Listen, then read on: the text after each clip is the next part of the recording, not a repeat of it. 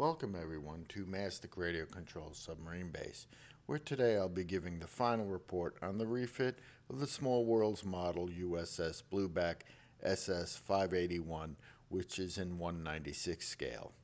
This report will focus on the propeller shaft repair, which is deemed necessary after rusting it encountered due to it being submerged for 59 days at the North Lake at the Groton Submarine Base in Groton, Connecticut. The desired intent of this video is in the free sharing of information. It in no way claims to be the best or even the preferred method to achieve the desired goal mentioned earlier. It is just the technique I used and wish to share. It is not meant to discourage, much less replace, the use of commercially available products. In fact, I highly recommend purchasing and using commercial products and keeping these people in business. It's a small market and many of them are personal friends. By continuing to view this video, you agree that you have read and understood the disclaimer statement contained within the description of this video. Use this at your own risk, sailors. Okay, a quick recap, if you will, since the last video, where we performed a post-mortem of the sub after some 59 days submerged in 8+ feet of water. All in all, as we saw, the model had survived quite well, but required some minor repairs. The most being, I think, was the shaft due to the rusted set screw, one of them of which was not stainless steel, and I ended up having to destroy it in order to remove it properly to replace. Okay. Let's go over what was completed and why I did it that way. Okay. I had removed the existing shaft in order to do so because one of the set screws were frozen. I had to destroy the shaft to prevent damage to removing the shaft itself from the model. So with that, I thought it was easy enough to remake the shaft linkage portion itself, and not only remake it but improve on what I did before, because with time comes experience. Okay, what I did was fabricate the male portion of the universal linkage using a part of the existing shaft and fabricating a new portion and silver soldering it onto it. Okay. So if I can show you here what I did, this section here, the male end of the universal, existed on the old model, and this collar itself, which was press fit into this portion, is where the rusted screw existed. So I decided to take a 3/16 inch piece of solid brass stock, drill it out with a 1/8 inch piece, use the milling machine to create a slot to where it would slide over a 3/16 collar, solder that in place, and have this new single piece that will fit quite nicely into the reverse thrust bearing. Okay. The purpose of the reverse thrust bearing assembly is, of course, when you apply reverse thrust, the propeller will try to pull out of the hull, but in this case it will stop up against this nylon insert I have here and prevent the shaft from backing out. Now you may wonder, well, looky gee, it's spring loaded. There is a purpose for that, and I will show you when I assemble the hull into the model. But here we have the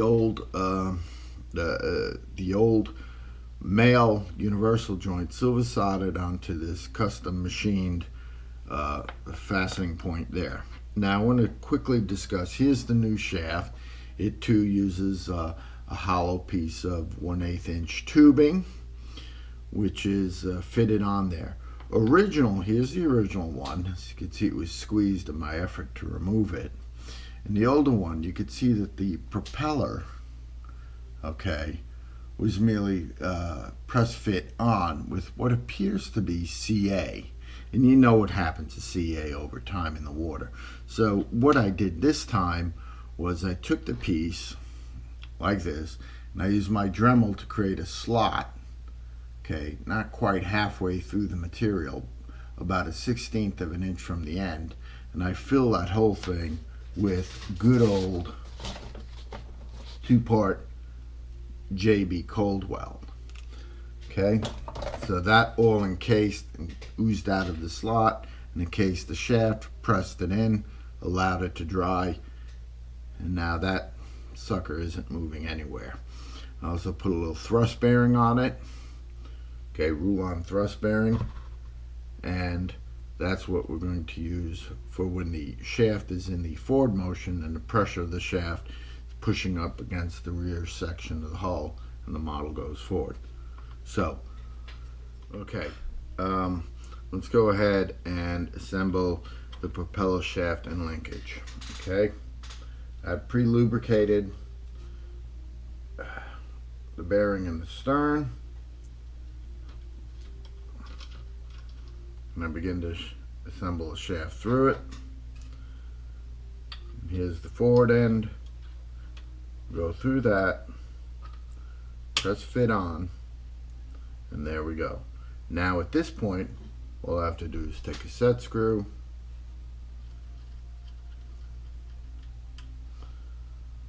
single set screw,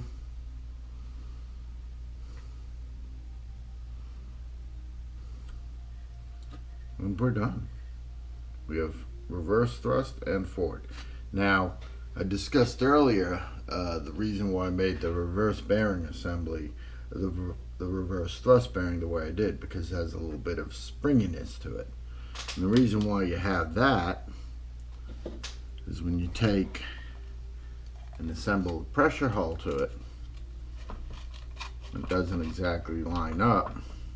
You have a little bit of give and play. We pop in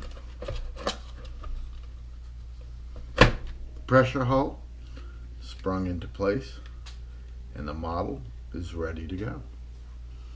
It's that easy now. I now went from several set screws to a single set screw, and plenty of adjustment on this, and we're good to go. Okay, what's required next? Okay, like I said earlier, this is Sub Eddie's model, and I'm really done with as far as I'm going to go with it. I had the tools, the lathe specifically, which made it easier for me than for him to fabricate the new shaft assembly. So I decided to go ahead and do that for him. And plus, I do need to earn that #1 dad coffee cup I had received many years ago. So like a good father, I did that for him. But like I said, the deep cleaning, trimming, and all that, repainting and fixing, that's all him. So I'm going to wrap this up and I'm going to send it back to him. A quick comment about the battery packs. I did receive a comment on the possibility of whether or not I can use the battery pack that was in there, and they feel that I really shouldn't, even though I was able to bring it back. That was Marcus from the subcommittee board. Thank you very much. And what I'm going to do is I of course marked them 1 and 2, 1 being the one that was in there. And you know what, Ed uses the model, will be able to use a model in a pool. So if something does go wrong with battery pack #1, he could rescue it instantly. Also, if he ever does bring it to the North Lake, he can always stay in the shallow end and run the model on battery pack 1 there. But let's see how long it'll last anyway. But that was good advice. I'm going to follow it. I'm going to continue to use it, or attempt to use it, but just use it in more of a controlled situation. Again, Marcus, I'm going to thank you for pointing that out, because I know nothing about nickel metal hydride, or next to nothing. Now, as we wrap up the video, I'm going to quickly summarize what we did on this video. We went through a quick summary of the previous video and what really needed to be repaired before I send it down to Ed, and that was, again, a new shaft linkage, which we discussed how to do it, and basically a little bit about the battery. And that's it. You know, like I said, I'm going to pack it up, send it down south, and again, I want to thank you guys for putting up with me. There's a lot of fun to do, and hopefully we're all getting something out of it. And plus, by documenting it this way, I'll always know what I have done in the future when I pull something apart and scratch my head and go, why did I do that? But anyway, please, guys, like I say at the end of every video, this is a demanding hobby. And with that, you always have to remember those 7 P's. Prior proper planning prevents piss poor performance. And you know, as always, may your surfacings always outnumber your dives. Have a great day.